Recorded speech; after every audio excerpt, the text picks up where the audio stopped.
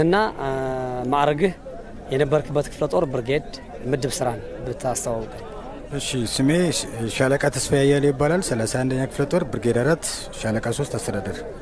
እሺ ሻለቃ እስኪ አሁን በምን አይነት ሁኔታ እንደተማረካችሁ የነበረውን ውጊያ ቀኑ ስንት እንደነበር እስከሱ ያው በሳምንት እንደሆነ ማለት ነው። ቀኑ ያው ሰኔ 11 ነው 2013 ማለት ነው።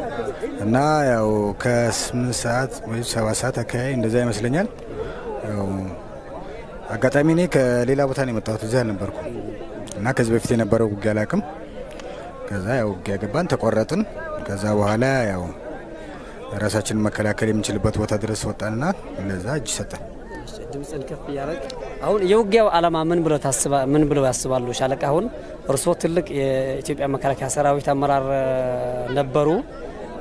ስለዚህ ከእርስዎ ኢትዮጵያ ብዙ ጠብቅ ነበርና አሁን የውጊያው ዓላማ በምን አይነት ሁኔታ ነው እርስዎ የሚገልጹት? እስኪ ውጊያው እኔ ዓላማ የለውም ነው የምለው። ማለት በሁለታችን መካከል የሚደረግ ውጊያ ዓላማ አለው ብዬ አልገምትም። ስለዚህ መንግስት ማድረግ የሚገባውን ያው ከክልል አንድ ጋራ መደራደርና ወደ ሌላ አላስፈላጊ ነገር መግባት የለበትም ነው እንጂ በውጊያ ምንም አይነት ዓላማ የለውም። የተረዳሁት አሁን ያን ነው። አሁን ትግራይ ውስጥ እየተካሄደ ያለው ጦርነት ፍትሃዊ ነው ብለው ያስባሉ እንዴ? ፍትሃዊ ነው ብዬ አላስብም። እንዴት?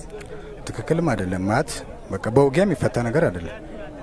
ስለዚህ በሰላም በድርድር በምናምን ነው መሆን ያለበት እንጂ በውጊያ ያው መፍታት እንደማይቻል ነው ያየሁት። ከእንግዲህ በኋላ ኢትዮጵያ የራሷ የሆነ መከላከያ ሰራዊት አላት ብለን ማሰብ መናገር እንችላለን እንዴ ሻለቃ? እንግዲህ እስካሁን እኔ በነበርኩበት ግንባር ያለው ሰው ሁላ ያው እዚህ እጁ ሰጥቷል። በሌላ ግንባር ላለው ጉዳይ እኔ የማውቀው ነገር የለኝም። ግን ያው አብዛኛው ሰራዊት ግን ያው እጁ ሰጥቷል።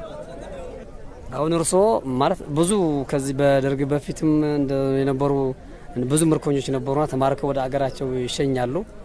ከዛ በኋላ ደግሞ አልተማረክንም ብሎ ደግሞ ብዙ የሚናገሩ ሰዎች አሉ።